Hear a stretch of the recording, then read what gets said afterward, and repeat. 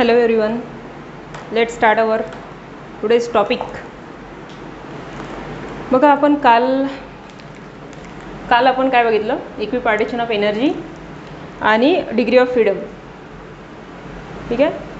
तर degree of freedom जर तुम्हाला सगळं समजलं असेल, व्यवस्थित समजलं असेल की कुठल्या मॉलिक्यूलकडे म्हणजे मोनो ॲटॉमिक, डायॲटॉमिक, ट्रायॲटॉमिक, पॉलीॲटॉमिक कुठल्या मॉलिक्यूलकडे किती एनर्जी असते किंवा कुठल्या मॉलिक्यूलकडे किती डिग्री ऑफ फ्रीडम असतात, हे जर व्यवस्थित समजलं असेल तर पुढचा टॉपिक, आजचा टॉपिक तुम्हाला समजेल. तर आजचा टॉपिक आहे आपला स्पेसिफिक हीट कॅपॅसिटी आणि expression for specific heat ratio for mono atomic, diatomic, polyatomic आणि ट्रायॲटॉमिक सगळ्या मॉलिक्यूलसाठी. ओके. सो आपण पटकन एकदा रिवाईज करू की कुठल्या मॉलिक्यूलकडे किती डिग्री ऑफ फ्रीडम असतात. कारण की इक्विपार्टिशन ऑफ एनर्जी काय आहे की जेवढे मोड्स असतील, जेवढे मोड्स ऑफ फ्रीडम असेल, जेवढ्या डिग्री ऑफ फ्रीडम्स असतील, त्या प्रत्येक डिग्री ऑफ फ्रीडमला इक्वल एनर्जी डिस्ट्रीब्यूट होणार, सगळ्यांना इक्वल एनर्जी डिस्ट्रीब्यूट होणार आणि प्रत्येकाला किती मिळणार, हाफ केबीटी. ठीक आहे. तर मग त्यासाठी आपल्याला माहीत पाहिजे की डिग्री ऑफ फ्रीडम किती आहेत मोनो ॲटॉमिककडे. तसं एकदा आम्ही काल तुम्हाला जो टेबल लिहून दिला होता त्याच्यामध्ये काय होतं, मोनो ॲटॉमिक मॉलिक्यूल म्हणजे याच्याकडे सिंगल ॲटम राहतं, असा जो गॅस राहते त्या गॅसकडे 3 degree of freedom for translation plus 0 degree of freedom for rotation plus 0 degree of freedom for vibration. म्हणजे टोटल डिग्री ऑफ फ्रीडम किती झाले, फक्त 3, मॅक्झिमम 3 डिग्री ऑफ फ्रीडम. त्यानंतर आपण घेतलं होता नेक्स्ट डायॲटॉमिक मॉलिक्यूल. तर डायमध्ये 2 राहतात, याच्यामध्ये 2 येतात, एक असते रिजिड आणि एक येते नॉन रिजिड. तर रिजिडचे तुम्ही बघाल तर रिजिड मॉलिक्यूल जे आहे त्याच्याकडे 3 degree of freedom for translation, 2 degree of freedom for rotation and 0 rigid असला की 0 degree of freedom for vibration. त्यामुळे टोटल डिग्री ऑफ फ्रीडम किती झाले, 5 डिग्री ऑफ फ्रीडम. ओके. त्यानंतर नॉन रिजिड म्हणजे जो नॉर्मल टेम्परेचरला पण काय होणार, व्हायब्रेट होणार. सो याच्याकडे 3 degree of freedom for translation, 2 degree of freedom for rotation and 2, जरी त्याचा 1 मोड असला तरी डिग्री ऑफ फ्रीडम किती राहतं त्याच्याकडे, 2 पार्टमध्ये एनर्जी डिवाइड होते त्याच्याकडे. तर 2 मोड किंवा 2 degree of freedom for vibration. तर टोटली झाले 2 + 2 + 2 sorry 3 + 2 5 + 2 7 degree of freedom. Okay. Non रिजिडकडे 7. आता त्याच्यानंतर घेतला होता आपण ट्रायॲटॉमिक मॉलिक्यूल. याच्यामध्ये पण 2 पार्ट होते, एक होता आपला लिनियर आणि सेकंड होता आपला non linear. Linear molecule atoms ॲटम्स एका लाईनमध्ये राहतील, त्यामुळे रोटेशनचे 2 मोड राहतात याच्याकडे. So 3 degree of freedom for translation plus 2 degree of freedom for rotation. X ॲक्सिसवर असेल तर फक्त वाय आणि झेडचं मोमेंट ऑफ इनर्शिया येणार, वायवर असेल तर झेड आणि एक्स, झेडवर असेल तर एक्स आणि वाय. ठीक आहे. प्लस 2 इंटू जेवढे मोड्स असतील व्हायब्रेशनचे तेवढे मोड. 1 मोड असेल तर 2 एनर्जी घ्यायला लागतील आपल्याला, 2 एनर्जी घेतील, हाफ केबीटी हाफ केटी. 2 मोडमध्ये व्हायब्रेट होत असेल तर 2 × 2 म्हणजे 4 केबीटी घ्यायला लागेल. आणि 3 मोडमध्ये दिलं असेल, तुम्हाला नंबर ऑफ मोड दिले राहतील ना त्याच्यात. सो इथे घेऊ आपण 2 फॉर 1 मोडसाठीच घेऊ आपण. एका मोडमध्ये व्हायब्रेट होत असेल तर मल्टिप्लाय बाय काय करायला लागते, 2. इथे 2 पार्ट असतात. ऑसिलेशनल एनर्जी आहे, त्यामुळे energy kinetic to potential, potential to kinetic convert होत राहते. तर 2 मोड घ्यायला लागतात आपल्याला कायनेटिक आणि पोटेन्शियलसाठी. सो 2 × नंबर ऑफ मोड 1 असेल तर तुम्ही 1 घ्या, 1 × 2 2. नंबर ऑफ मोड जर लिनियर ॲटम आहे, लिनियर ट्रायॲटॉमिक मॉलिक्यूल आहे, लिनियर आहे आणि त्याच्याकडे व्हायब्रेशनलचे मोड 2 आहेत असं म्हटलं, 2 मोडमध्ये तो व्हायब्रेट होत आहे, तर मग तुम्हाला 2 × 2 = 4 केबीटी एनर्जी घ्यावी लागते. ठीक आहे. प्रत्येक मोडला 2 केबीटी एनर्जी भेटते इथं. म्हणजे 2/2 2/2 म्हणजे 1/2 1/2 असे 2दा म्हणजे ॲक्च्युली 1 केबीटी एनर्जी भेटते. सो मोड जे आहे ते 2 होऊन जातात. सो टोटल 2 + 2 + 2 = किती येणार आहे, 7 KBT. 7 degree of freedom. Non linear molecule जो आहे तो ऑब्वियसली लिनियर राहणार नाही, कुठले एका ॲक्सिसमध्ये राहणार. जर तो एक्स ॲक्सिसमध्ये असला तरी एक मॉलिक्यूल जर तो एक्समध्ये राहणार नाही, त्याच्यामुळे त्याच्याकडे मोमेंट ऑफ इनर्शिया राहणार, तर इथं मोमेंट ऑफ इनर्शिया झिरो नाही राहणार. ज्या ॲक्सिसवर मॉलिक्यूल आहे त्या ॲक्सिसचं मोमेंट ऑफ इनर्शिया झिरो राहीलच असं नाही आहे, कारण की एक मॉलिक्यूल हा ॲक्सिसवर येणार नाही. त्यामुळे इथं तिन्ही मोड्स असतात रोटेशनचे, 3 ट्रान्सलेशनचे, 3 रोटेशनचे आणि नंबर ऑफ मोड व्हायब्रेशनचे जे असतील ते तुम्हाला दिले राहतील. पण प्रत्येक मोडसाठी इथं किती घ्यावं लागते आपल्याला 2. So 3 for translation, 3 for rotation, हे लक्षात ठेवायचं. नॉन लिनियर मॉलिक्यूल असला, ट्रायटॉमिकमध्ये नॉन लिनियर असला की 3 फॉर रोटेशन, बाकी सगळीकडे 2 फॉर रोटेशन आहे, plus 2 into number of modes of vibration. So जर आपण सिंगल मोडसाठी घेतो इथं व्हायब्रेशन नेहमी आपण कन्सिडर करतो 1 मोड. 1 मोड असला की 2 घ्यावं लागतं इथं. सो 3 + 3 + 2 म्हणजे झाले 6 + 2 म्हणजे 8 डिग्री ऑफ फ्रीडम. आणि पॉलीॲटॉमिक मॉलिक्यूल म्हटलं की त्याच्यावर 4 ॲटम असू शकतात, 5 असू शकतात, 6 असू शकतात, 7. ठीक आहे, तर त्याच्याकडे 3 degree of translation, 3 degree of rotation आणि 2 into number of modes for vibration. So किती येणार इथं? 3 for translation, 3 for rotation plus 2 into number of modes of vibration. तर नंबर ऑफ मोड जर आपण म्हटलं 1 मोडमध्ये व्हायब्रेट होत आहे, तर 1 इंटू 2 2, तर टोटल किती होणार? 3 + 3 6 + 2 8. 8 इंटू नंबर ऑफ मोड जे असते 8 डिग्री ऑफ फ्रीडम. तर याचं सांगता नाही येतं. खूप सारे मॉलिक्यूल राहतात, त्यावेळी काही जण व्हायब्रेट होतात, काही होत नाही, तर ते तुम्हाला दिलं राहणार, त्यानुसार घ्यायचं असेल. तर आता हे जे आहे, जे नॉलेज भेटलं आपल्याला, याच्यावरनं आपल्याला काय काढायचं माहिती आहे? स्पेसिफिक हीट कॅपॅसिटी काढायची आहे आणि स्पेसिफिक हीट कॅपॅसिटी रेशो काढायचा आहे. सो पहिले बघूया आपण what is specific heat and specific heat capacity. तर काय माहिती आहे तुम्हाला स्पेसिफिक हीटबद्दल मुलांना? कशाला म्हणतात स्पेसिफिक हीट? स्पेसिफिक शब्दातच त्याचा अर्थ आहे स्पेसिफिक हीट म्हणजे प्रत्येक गॅसची आपली स्वतःची एक हीट राहते. कशासाठी? जर टेम्परेचर 1 डिग्रीने इन्क्रीज करण्यासाठी. कुठल्याही गॅसचं, ॲक्च्युली गॅसच नाही, कुठलाही मटेरियल असो, मॅटर असो, त्या सबस्टन्सचं 1 डिग्री टेम्परेचर इन्क्रीज करण्यासाठी, आणि तो सबस्टन्स पण आपल्याला कसा घ्यावा लागेल? 1 ग्रॅम घ्यावा लागेल किंवा 1 मोल घ्यावं लागेल. सो कुठल्याही 1 युनिट मासचं 1 डिग्री टेम्परेचर इन्क्रीज करण्यासाठी किती हीट लागली, त्या हीटला म्हणतात specific heat of that substance. समजलं ना? सपोज एक सबस्टन्स आहे, सपोज एखादा गॅस आहे, आपण घेऊ ऑक्सिजन, आणि हा किती आहे? सपोज 1 ग्रॅम कन्सिडर करतो ना, 1 ग्रॅम, किंवा आपण 1 मोल गॅस आहे तर 1 मोल घेऊ. 1 मोल गॅस आहे ऑक्सिजनचा आणि याचं ओरिजिनल टेम्परेचर आहे सपोज 27 डिग्री सेल्सिअस कन्सिडर करतो आहे फक्त.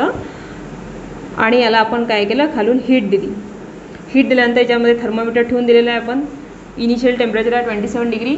जसं हीट देणं स्टार्ट केलं, हीट दिल्यामुळे याचं टेम्परेचर इन्क्रीज व्हायला लागेल आणि थोड्या वेळानंतर याची हीट होणार, टेम्परेचर होणार 28 डिग्री सेल्सिअस. म्हणजे 1 डिग्रीने टेम्परेचर काय झालं? इन्क्रीज. तर हे 1 डिग्रीनं टेम्परेचर इन्क्रीज करण्यासाठी आपल्याला किती हीट द्यावी लागली, ती हीट म्हणजे काय असते? Specific heat of oxygen. Simple, इतकं सिम्पल आहे. स्पेसिफिक हीट म्हणजे कुठल्याही सबस्टन्सचं 1 डिग्री टेम्परेचर, कुठल्याही 1 युनिट सबस्टन्सचं 1 डिग्री सेल्सिअसनी टेम्परेचर इन्क्रीज करण्यासाठी लागणारी एनर्जी, हीट एनर्जी म्हणजे काय? तर स्पेसिफिक हीट. आणि त्या सबस्टन्सची कॅपॅसिटी, ही हीट इन्क्रीज करण्याची, त्या कॅपॅसिटीला, हीट कॅपॅसिटीला काय म्हणतात? Specific heat capacity. आता बघा, आपण लॉस बघितले आहे गॅसचे, की temperature directly proportional to pressure आहे, temperature directly proportional to volume आहे. म्हणजे टेम्परेचर इन्क्रीज केलं की त्या गॅसचं व्हॉल्यूम आणि प्रेशर दोन्ही काय होतात? इन्क्रीज होतात. मग त्यामुळे काय करायला लागते? स्पेसिफिक हीट आपल्याला काढायला लागते प्रेशर कॉन्स्टंट ठेवून किंवा व्हॉल्यूम कॉन्स्टंट ठेवून. तर स्पेसिफिक हीट जे आहे ना, व्हॉल्यूम आणि प्रेशर, टेम्परेचर जसं दिल्यामुळे व्हॉल्यूम आणि प्रेशर चेंज झाल्यामुळे इथं 2 प्रकारचे स्पेसिफिक हीट असतात. एक असते स्पेसिफिक हीट, दोन्ही क्वांटिटी चेंज होतात, तर एका क्वांटिटीला कॉन्स्टंट ठेवून दुसऱ्या क्वांटिटीचं स्टडी केली राहते. तर एक आहे आपली CP आणि दुसरी आहे CV. काय आहे CP आणि CV? तर ह्या specific heat of the gas at constant pressure दुसरं आहे specific heat capacity of the gas at constant volume. म्हणजे एकदा प्रेशरला कॉन्स्टंट ठेवून टेम्परेचर चेक केलं की 1 डिग्री टेम्परेचर इन्क्रीज करण्यासाठी किती गॅस लागतो, किती हीट एनर्जी लागते, आणि नंतर चेक केलेलं आहे की व्हॉल्यूम कॉन्स्टंट ठेवून जर हीट दिली आपण तर 1 डिग्री टेम्परेचर इन्क्रीज करण्यासाठी किती हीट लागते. सो हीटच कॅल्क्युलेट केली आहे, एकदा प्रेशरला कॉन्स्टंट ठेवलेलं आहे, एकदा व्हॉल्यूमला. हे आपल्याला डिटेलमध्ये थर्मोडायनामिक्समध्ये आहे. आपल्याला फक्त स्पेसिफिक हीट रेशो आहे एक्सप्रेशनमध्ये यांचं काम पडणार आहे. तर या दोन स्पेसिफिक हीट कॅपॅसिटीचा रेशो म्हणजे गॅमा असतो. गॅमा हे रिप्रेझेंट करतात, gamma is CP divided by CV. CP upon CV म्हणजे दोन्ही स्पेसिफिक हीट कॅपॅसिटीजचा काय असतो रेशो. आणि या दोन स्पेसिफिक हीट कॅपॅसिटीचं जे रिलेशन आहे ते रिलेशन कोणी दिलेलं आहे तर ते दिलेलं आहे मेयर्स नावाच्या सायंटिस्टने. सो मेयर्स फॉर्म्युला किंवा त्याला काय नाव दिलं तुमच्यामध्ये, मेयर्स रिलेशन. मेयर्स रिलेशन म्हणजे CP आणि CV specific heat capacity at constant pressure आणि specific heat capacity at constant volume, या दोन स्पेसिफिक हीटमधलं जे रिलेशन आहे ते रिलेशन कोणी दिलेलं आहे मेयर्स फॉर्म्युलानी किंवा मेयर्स रिलेशननी. तर CP minus CV is equal to R. R काय असते, R is the universal gas constant. या दोन स्पेसिफिक हीटमधलं डिफरन्स हा इक्वल टू काय असतो, R असतो. आणि हे रिलेशन कोणी दिलेलं आहे तर हे रिलेशन दिलेलं आहे मेयर्स रिलेशन. मेयर्स रिलेशन म्हणजे मेयर्स सायंटिस्टनी या दोन स्पेसिफिक हीटमधलं रिलेशन दिलं आहे. तर हे रिलेशन आपल्याला यूज करायचं आहे एक्सप्रेशनमध्ये. कुठलं एक्सप्रेशन तर आपल्याला एक्सप्रेशन करायचं आहे expression for specific heat capacity ratio. CP आणि CVचा काय घ्यायचा आहे रेशो, ज्याला गॅमाने रिप्रेझेंट करतात. Gamma for monoatomic, gamma for diatomic, gamma for triatomic आणि गॅमा फॉर पॉलिॲटॉमिक. सगळ्यांचा स्पेसिफिक हीट रेशो काढायचा आहे आणि त्यासाठी लागणार आपल्याला त्या सगळ्यांचे डिग्री ऑफ फ्रीडम. ओके, तर आता बघूया एक्सप्रेशन. पण एक्सप्रेशनमध्ये हा फॉर्म्युला लागणार आहे CP minus CV is equal to R. तर first expression for monoatomic molecule. Okay, तर आता घेऊया expression for specific heat ratio, ज्याला गॅमाने रिप्रेझेंट करतात. स्पेसिफिक हीट रेशो आपल्याला काढायचा आहे मोनोॲटॉमिक, डायॲटॉमिक, ट्रायॲटॉमिक आणि पॉलिॲटॉमिक एलिमेंटसाठी. सो सगळ्यात पहिले बघूया मोनोॲटॉमिक. आणि यासाठी तुम्हाला काय माहीत पाहिजे, डिग्री ऑफ फ्रीडम. सगळ्या मॉलिक्यूलची डिग्री ऑफ फ्रीडम माहीत पाहिजे. सो मोनोॲटॉमिक मॉलिक्यूल सिंगल ॲटम राहते. सिंगल ॲटम असल्यामुळे कुठलाही बॉन्ड नसते. कुठलाही बॉन्ड नसल्यामुळे याच्यामध्ये ट्रान्सलेशन आणि व्हायब्रेशन मोड्स नसतात. फक्त याच्यामध्ये रोटेशनल आणि व्हायब्रेशन मोड नसतात. फक्त ट्रान्सलेशन म्हणजे हा सिंगल मॉलिक्यूल एक तर एक्स ॲक्सिसमध्ये ट्रॅव्हल होऊ शकते, एक तर वायमध्ये, एक तर झेडमध्ये. म्हणजे याच्याकडे 3 डिग्री ऑफ फ्रीडम राहतात. Monoatomic 3 degree of freedom. ठीक आहे, डिग्री ऑफ फ्रीडम 3. आणि according to law of equipartition of energy प्रत्येक मोडला किती एनर्जी मिळते आपण बघितलं आहे लास्ट लेक्चरमध्ये की इक्विपार्टिशन ऑफ एनर्जी म्हणजे काय की जेवढी डिग्री ऑफ फ्रीडम असतील प्रत्येक डिग्री ऑफ फ्रीडमला इक्वल एनर्जी डिस्ट्रीब्यूट होते.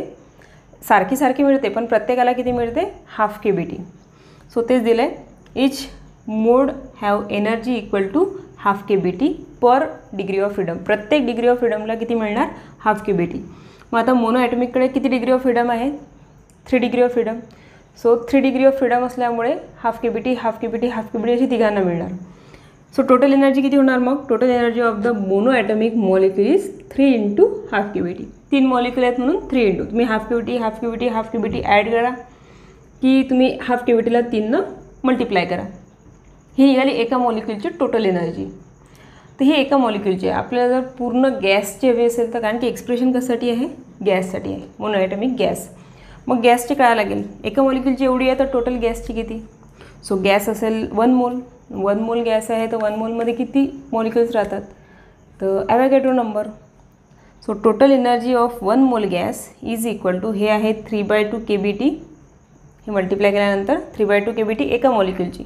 तर एका मॉलिक्यूलच्या एनर्जीला ॲव्होगॅड्रो नंबरनी काय करायचं, मल्टिप्लाय.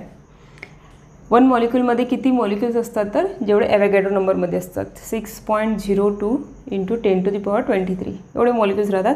आणि तेवढ्या मॉलिक्यूल्सने जर आपण एकाच्या एनर्जीला मल्टिप्लाय केला तर आपल्याला सगळ्यांची एनर्जी मिळते. सो 1 मोल गॅसची एनर्जी किती होणार, सिंगल मॉलिक्यूलची 3/2 KBT, पण गॅसची हवी असेल 1 मोल गॅसची तर आपल्याला ॲव्होगॅड्रो नंबरनी काय करायला लागेल त्याला मल्टिप्लाय. मग फॉर्म्युला काय होणार 3/2 Na into KBT. Na into KB काय असते मग Na इंटू KB असते युनिव्हर्सल गॅस कॉन्स्टंट R. ठीक आहे. R इज इक्वल टू काय असते Na multiply by KB. So Na आणि KB जागी जर R टाकलं तर एनर्जी काय बनते पूर्ण 1 मोल गॅसची 3/2 RT.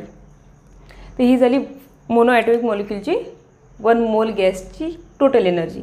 पण आपल्याला काय काढायचं आहे, आपल्याला काढायचं आहे specific heat ratio. Specific heat 2, specific heat at constant pressure, specific heat at constant volume. त्या दोन्हीही स्पेसिफिक हीटचं आपल्याला काय घ्यायचं आहे रेशो, ज्याला कशाने रिप्रेझेंट करतात गॅमाने. तर आपल्याला काय लागेल specific heat at constant volume आणि specific heat at constant pressure. तर specific heat at constant volume कसं काढतात. सो हा फॉर्म्युला आहे.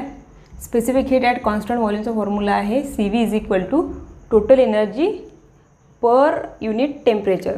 Total energy divided by temperature. हे du/dt म्हणजे याला डिफरन्शिएट केलेलं आहे टोटल एनर्जीला टेम्परेचरने. कॅपिटल T जो आहे ते काय आहे आपलं टेम्परेचर. टाईम नाही आहे, कन्फ्यूज नका हो.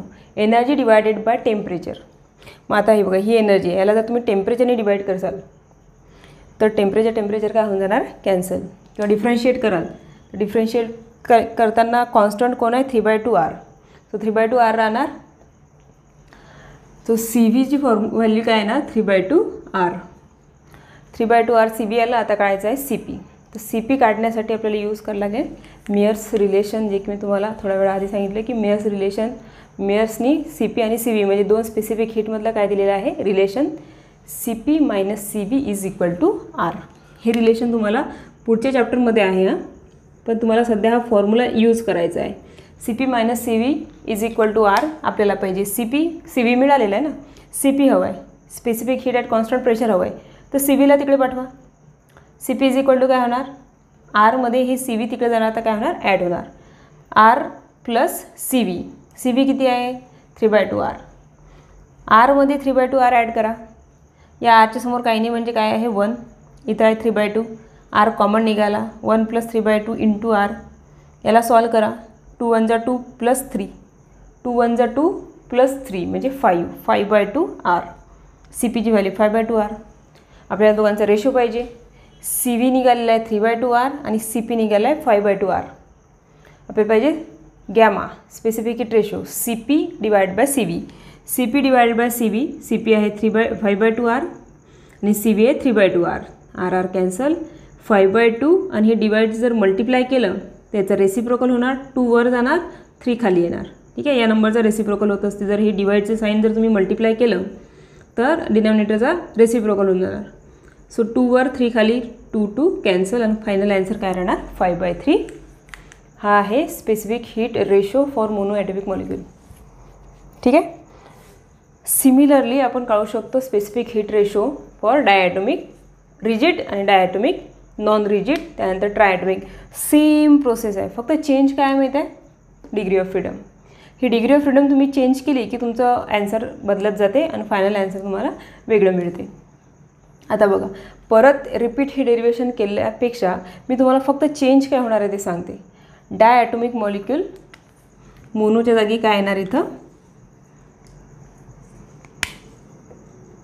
डायॲटॉमिक. मग डिग्री ऑफ फ्रीडम किती, तर डायॲटॉमिक मॉलिक्यूल जो असतो तो जर रिजिड असेल, इथं कंडिशन येणार डायॲटॉमिक गॅस कोणता आहे हा रिजिड. तर रिजिड असला तर तो व्हायब्रेट होणार नाही. ठीक आहे. आणि जर तो एक्स ॲक्सिसवर असेल तर जे रोटेशनचे मोड 2 राहतील अलॉंग वाय ॲक्सिस आणि along Z axis. So 3 degree of freedom for translation, 2 degree of freedom for rotation आणि 0 degree of freedom for vibration. Rigid molecule vibrate नाही होणार, त्यामुळे व्हायब्रेशनचा मोड 0. So total degree of freedom किती राहतं याच्याकडे हे आपण बऱ्याचदा डिस्कस करून झालेलं आहे. हे राहतात 5. ठीक आहे. तर हा चेंज झाला आहे इथं. त्यानंतर law of equipartition of energy, प्रत्येकाला ½ QBT मिळणार. प्रत्येक डिग्री ऑफ फ्रीडमला आपल्याकडे 5 डिग्री ऑफ फ्रीडम आहेत. Thus total energy of the molecule is equal to इथं किती येणार, इथं येणार 5 × ½ KBT म्हणजेच 5 × 1 = 5. तर इथं येणार 5/2 KBT. ठीक आहे. हे 3च्या जागी प्रत्येक ठिकाणी 3च्या जागी काय येणार आता 5. So total energy of one molecule gas is equal to याच्या जागी काय येणार 5/2 kBT इंटू Na. परत हे kB इंटू Na काय होऊन जाते R.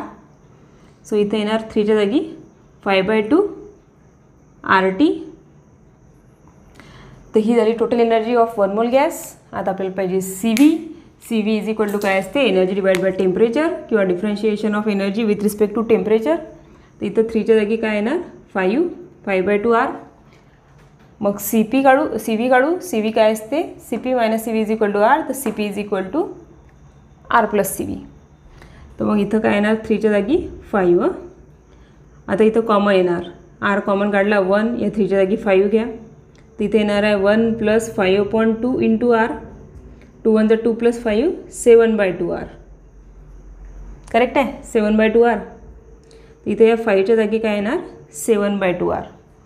आणि आता रेशो CP आहे 7/2 R आणि CV आहे 5/2 R.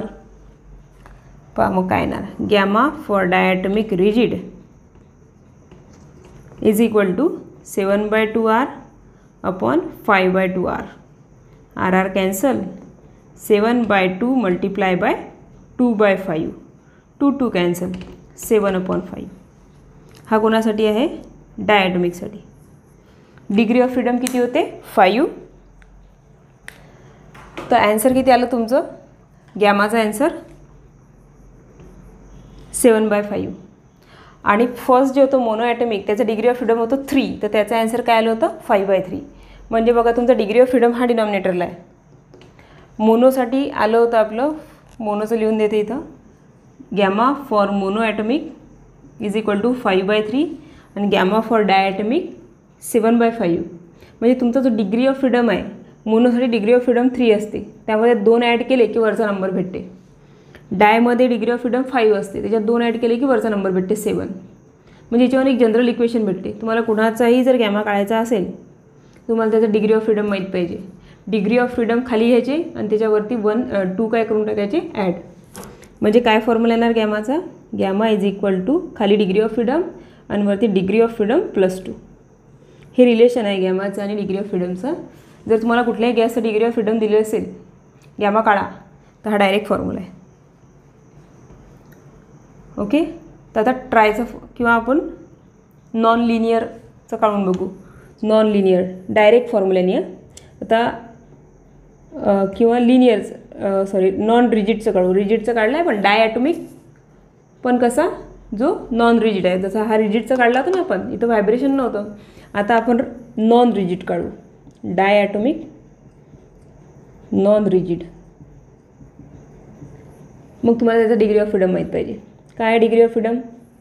तर बघा त्याच्यामध्ये 3 ट्रान्सलेशनचे 2 रोटेशनचे आणि 2 जे असतात किंवा 2 यम म्हणू आपण त्याला.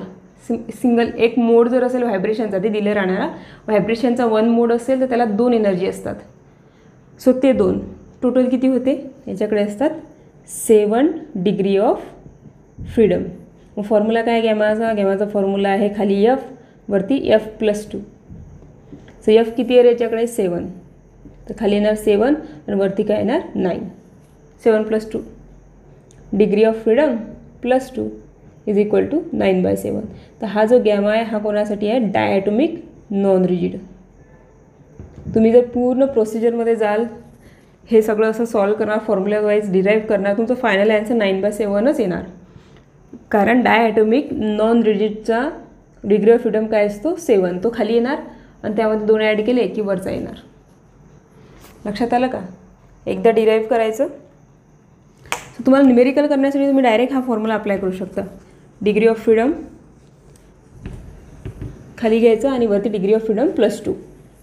तर हे आहे expression for specific heat ratio for. मी मोनोसाठी करून दाखवलं तुम्हाला. सेम थोडा व्हॅल्यू चेंज केला म्हणजे डिग्री ऑफ फ्रीडम चेंज केलं की थोडा चेंज होत राहते आणि फायनली तुम्हाला त्याचं फायनल ॲन्सर गॅमाचं भेटते. त्यानंतर डायॲटॉमिक नॉन रिजिडचं तर मी तुम्हाला डायरेक्ट फॉर्म्युलावरून जनरल फॉर्म्युलावरून सांगितलं. असंच जनरल फॉर्म्युला जर तुम्ही पॉलीसाठी वापराल पॉली 3पेक्षा जास्त. सो पॉलीसाठी तुम्हाला काय माहीत पाहिजे degree of freedom. Degree of freedom पॉलीमध्ये असतात 3 for translation, 3 for rotation. Poly atomic आहे हां, त्यामुळे तो तिन्ही ॲक्सिसमध्ये रोटेट होणार. प्लस मोड जे आहेत व्हायब्रेशनचे ते 2 × m राहते. 2 × m म्हणजे m is the mode of vibration. जर ते वन मोडमध्ये व्हायब्रेट होत असेल तर 2. जर त्यांनी म्हटले की हा 2 मोड्समध्ये व्हायब्रेट होत आहे तर तुम्हाला इथे 2 × 2 4 घ्यायला लागेल. त्यांनी म्हटलं 3 मोडमध्ये व्हायब्रेट होत आहे तर 2 × 3 इथं 6 घ्यायला लागतील व्हायब्रेशनच्या. हे झालं व्हायब्रेशन. तर व्हायब्रेशनचे मोड्स ऑफ व्हायब्रेशनवर डिपेंड करते. आता इथं बघा डिग्री ऑफ फ्रीडम किती झाले मग टोटल 3 + 3. 3 ट्रान्सलेशनचे 3 रोटेशनचे प्लस 2 × m हे काय झालं व्हायब्रेशन. म्हणजे टोटल किती सांगू शकतो आपण 3 + 3 6 + 2m हे झालं याचं डिग्री ऑफ फ्रीडम. कोणासाठी poly ॲटॉमिकसाठी.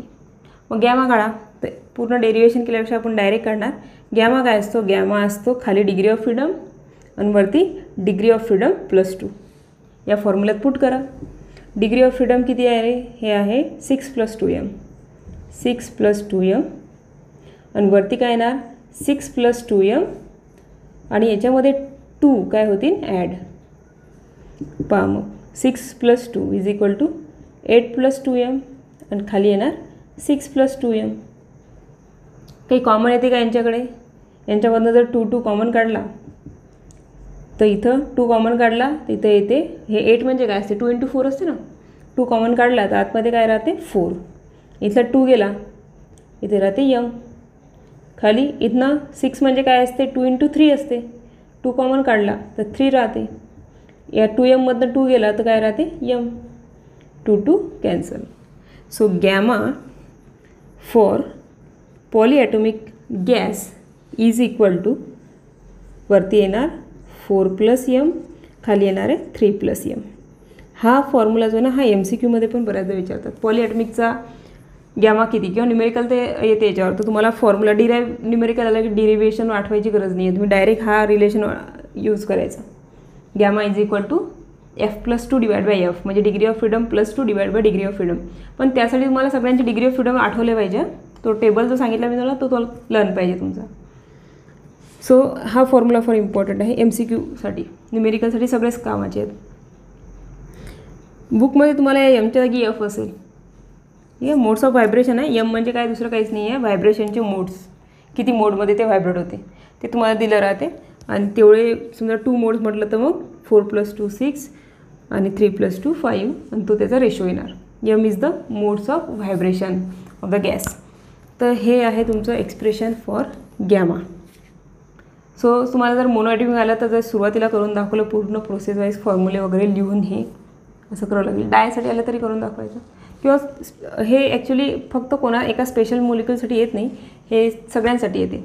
Derive expression for specific heat ratio gamma for di mono poly.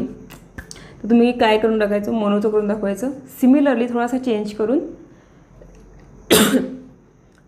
मोनोचं करून दाखवायचं. सिमिलरली थोडासा चेंज करून आणखी एकदा डायचं करून दाखवायचं. नंतर एक जनरलाइज फॉर्म्युला भेटते आपल्याला गॅमा इज इक्वल टू दोन काढून दाखवले तेव्हा आपल्याला प्रूफ होते की खाली डिग्री ऑफ फ्रीडम येत आहे आणि वरती नंबर कोणता येते degree of freedom +2.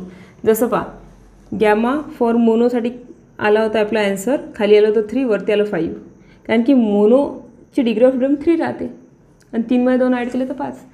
Dye gamma for डायचं answer काय आलं होतं ते पण रिजिटचा ॲन्सर. तर रिजिटचं डिग्री ऑफ फ्रीडम किती राहते, रिजिटचं डिग्री ऑफ फ्रीडम 5 राहते. वरती आलं होतं 7. म्हणजे याचा अर्थ काय f आणि f +2 बरोबर आहे ना. तर एक जनरल फॉर्म्युला भेटला आपल्याला की गॅमा इज इक्वल टू काय असते degree of freedom +2 / degree of freedom. खाली डिग्री ऑफ फ्रीडम आणि वरती डिग्री ऑफ फ्रीडम +2. त्याच्यावरनं मग आपण डाय ॲटॉमिक नॉन रिजिटचं काढलं आणि त्याच्यावरूनच आपण पॉलीॲटॉमिकचं काढलं. तर प्रत्येकाचं काढून दाखवायची गरज नाही आहे. फर्स्ट मोनोचं काढा, त्यानंतर डायचं रिजिटचं काढा. त्याच्यावरून आपल्याला प्रूफ होते की जे ॲन्सर येत आहे गॅमाचा ॲन्सर जे येत आहे म्हणजे स्पेसिफिक हीट रेशो जो येतो आहे तो काय येतो खाली डिग्री ऑफ फ्रीडम आणि वरती डिग्री ऑफ फ्रीडम +2. मग तो एक जनरल फॉर्म्युला भेटला. त्याच्यावरून मग डायरेक्ट ट्रायचं काढा की पॉलीचं काढा, सगळ्यांचं काढून दाखवायचं. ठीक आहे. तर हे आहे तुमचं expression for specific heat ratio. ठीक आहे गॅमा. समजलं असेल. ठीक आहे, थँक्यू.